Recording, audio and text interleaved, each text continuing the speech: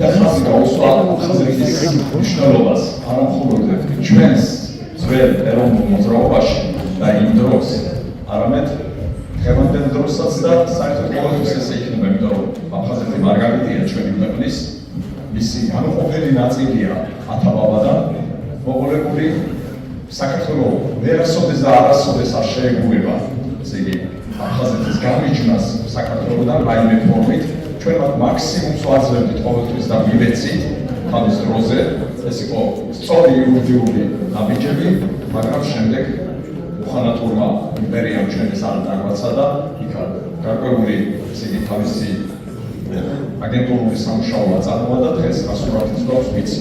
მაგრამ ეს ყველაფერი გამოსწორებადია, იმედის მომცემია უახლოესი ყვალინდელი დღე იმის გამო, რომ ყველაფერი ჩვენ და სასიკვდილოდ განვითარდება გარშემო და ჩვენ კი ეს ოპტიმალურად უნდა გამოვიყენოთ.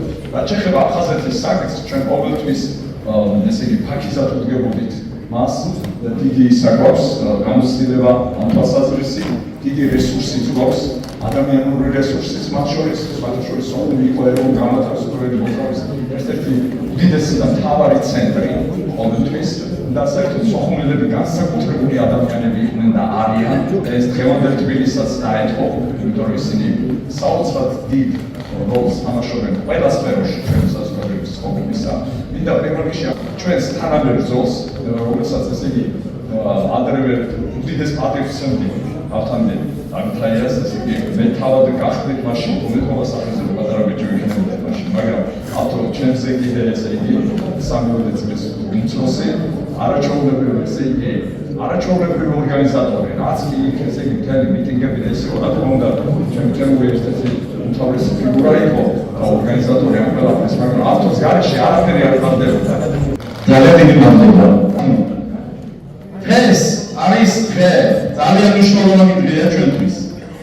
არის არა მარტო იმიტომ, რომ ეს არის საქართველოს დამოუკიდებლობის დღე, მთავარი დღე, როდესაც ქართველმა ერმა თქვა, რომ ჩვენ დამოუკიდებლობა გვინდა. არა ისე, როგორც პოლიტიკურმა პარტიებმა, არა როგორც ინგლისებმა და ამისებმა დაუბრუნდა საქართველო. თქვა ეროვნული განმათავისუფლებელი მოძრაობის ლიდერობით ქართველმა ერმა, რომ ჩვენ გვინდა დამოუკიდებლობა. ეს არის ერთადერთი არჩევნები, ერთადერთი ვიმეორებ, რეფერენდუმის გულისხმობა. შემდეგ გავალპარტიული არჩევნებიც ასე იყო. რეფერენდუმი არის ერთადერთი, რომელიც ჩატარდა საქართველოს სრულ ტერიტორიაზე. მათ შორის ჩატარდა აფხაზეთში, ყველა რეგიონში, ყველა ზონაში, ყველა სოფელში, ჩატარდა სამაჩაბლოში. ეს არის ერთადერთი არჩევნები, სადაც ჩვენ სრულიად გავიმარჯვებთ, იმიტომ რომ დაახლოებით 25-26%-მა 26% არა ქართველმა, მათ შორის აფხაზმა, მათ შორის ბერძენმა, სომეხმა ხმა მისცა საქართველოს დამოუკიდებლობას ყოველგვარი გაყალბების გარეშე, ყოველგვარი მოსყიდული საარჩევნო კომისიის გარეშე და ყოველგვარი უბედურების გარეშე. ეს არის ჩვენი ერთობლივი გამარჯვების დღე. ჩვენ გავიმარჯვებთ იმ დღეს, როდესაც თქვით, რომ გვინდა დამოუკიდებლობა. დღესაც ამ დღეში ვართ. დღესაც ვაცხადებთ, რომ ჭირდება დამოუკიდებლობა. მე ვერ ვხედავ, რომ აფხაზეთის მიმართულებით ვინმე ფიქრობს. ამ პოლიტიკოსები გზავნებით, ქართული ეროვნული მოძრაობის წარმომადგენლები გზავნებით. თითქოს ამოიღეს აფხაზეთი, გაქრა აფხაზეთი. ყველაფრიდან მეინსტრიმი აღარ არის უკვე აფხაზეთი საინტერესოება თურმე. და თურმე ჩვენ აფხაზეთი თურმე უნდა გადავაქციოთ კონფედერაციად. თურმე და ვაღიაროთ ჯერ აფხაზეთის დამოუკიდებლობა და მერე თურმე აფხაზების შემოგიოსება. ეს სამარცხვევინო პოზიცია ქართული დღევანდელი სახელმწიფოსია. და თურმე კიდე ბოდიში უნდა მოუხადოთ ჩვენ თურმე აფხაზებს. ჩვენ არავისთვის ბოდიში მოსახლეები არ ვართ. თუ ვინმესთვის ბოდიშია მოსახლეები, ჩვენთვის საქართველოსთვის არის ბოდიში მოსახლეები. იმუბიდურებისთვის რაც დააფია ჩემგანას დავთ. და მე მინდა თოროთ ყველას.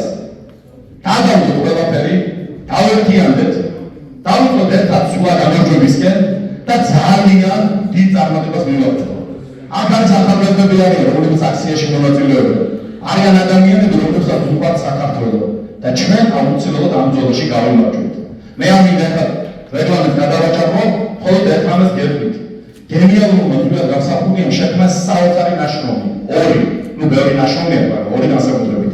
ეს არის საქართველოს სულიერი მისია და მეორე დილემა კაცობრიობის წინაშე. ეს ორი გენიალური ნაშრომი.